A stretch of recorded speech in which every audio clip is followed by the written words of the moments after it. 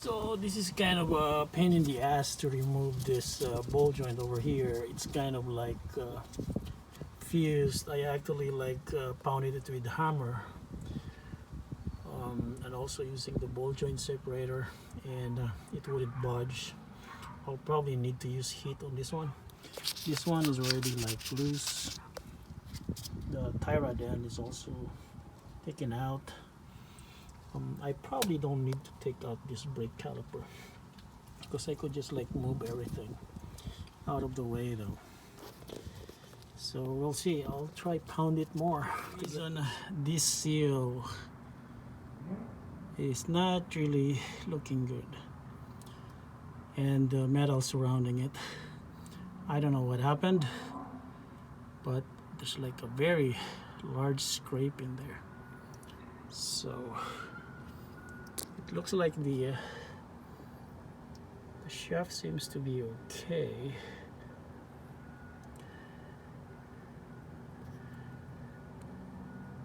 I need to take it out. The case is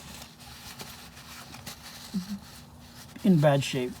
I might need to replace this one, this housing over here, because this portion is actually nicked.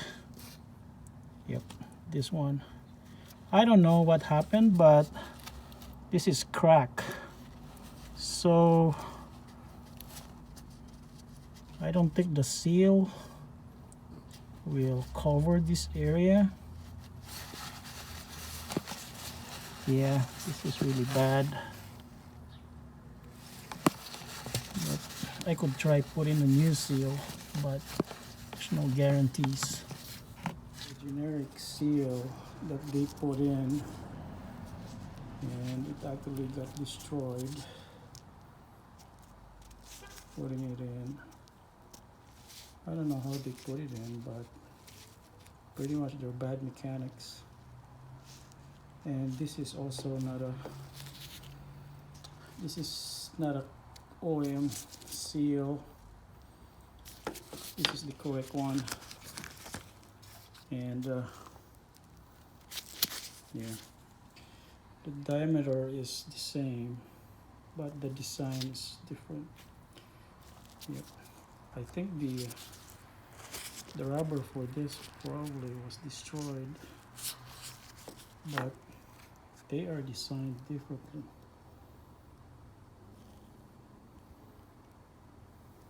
This is like a cup. This one doesn't have a, well, it might have a cup, but it's all destroyed, I think. So I don't know. It's pretty much a gamble. So this one got neck, and probably this is where it's leaking. It's leaking pretty bad. So yep, probably a new transmission housing then on that side. Well, transmission is still okay though, but yeah, I don't know, if I put a new one, it might have the same problem. Put in the seal using this one, and I think it doesn't leak anymore, maybe. Yep. So I use this one, this side of it. Actually I pound it so hard that it mangled this side, and then a block of wood, and I have a direct access over there. Yeah, I have to hold the control arm, I mean the knuckle on this side, but it seems to be holding up. I need to put in some brake cleaner in there to get rid of the oil and see how bad the leak is in a few minutes. But yeah, we'll see how it works. I got the axle back in. It's easy to put it back in. Just do a straight shot and then push it. It went in relatively no problem. So look at this. This is really messy, and I have to grease the seal and the shaft going in so that it will not get ripped. So I have to put this back in, and this is really bad. I need a new ball joint for this, but I'll just take care of it later on. Same thing with this, but this ball joint is still pretty good though. It's the inner tie rod. Yeah, but yep, it feels loose actually, but it's okay. Put the valve cover off. It's actually easy. You just like take out all of these plastic brackets to the studs, and looking at it, it's not full of sludge. It's well maintained. There's no scratches on the cam lobes that I could see.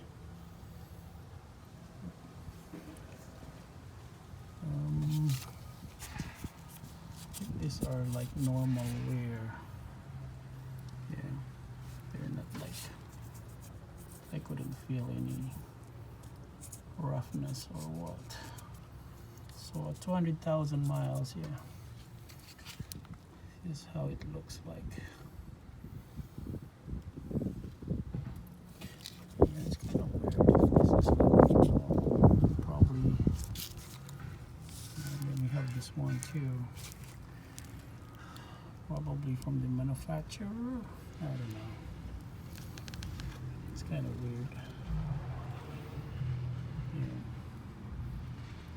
that's the valve cover. The gasket is still okay though, but I see some oil on the spark plugs.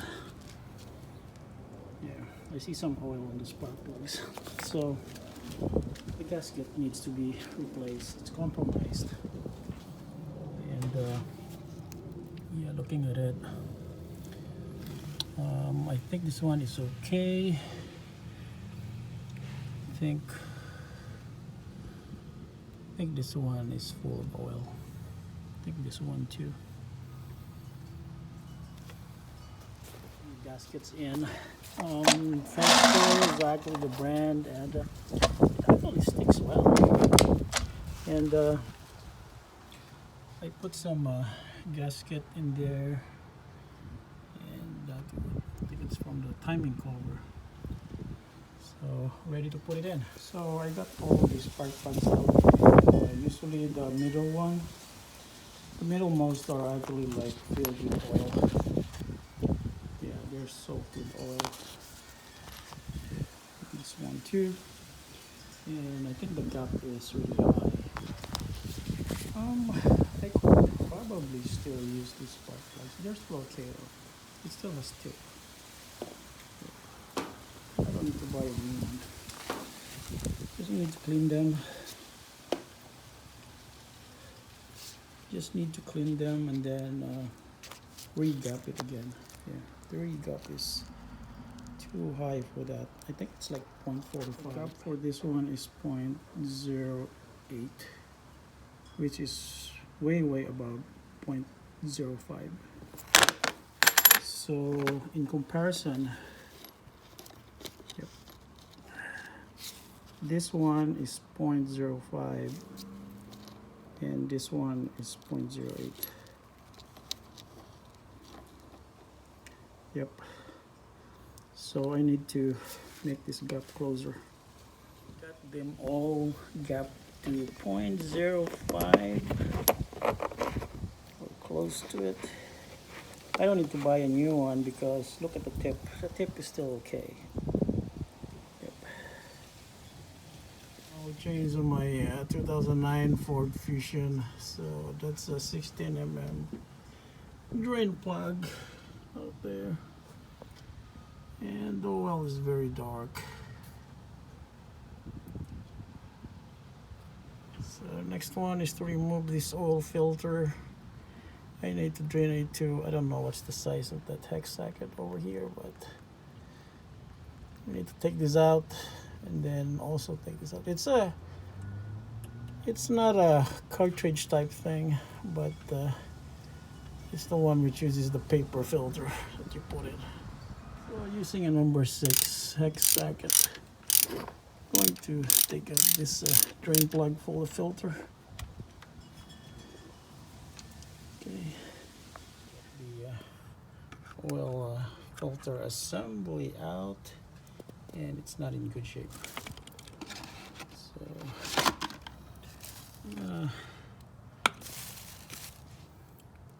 we're gonna clean this one. I don't see any metallic stuff in here. And I bought this from Walmart. And it has 2 O-rings in it. I think the O-ring is for this one down here.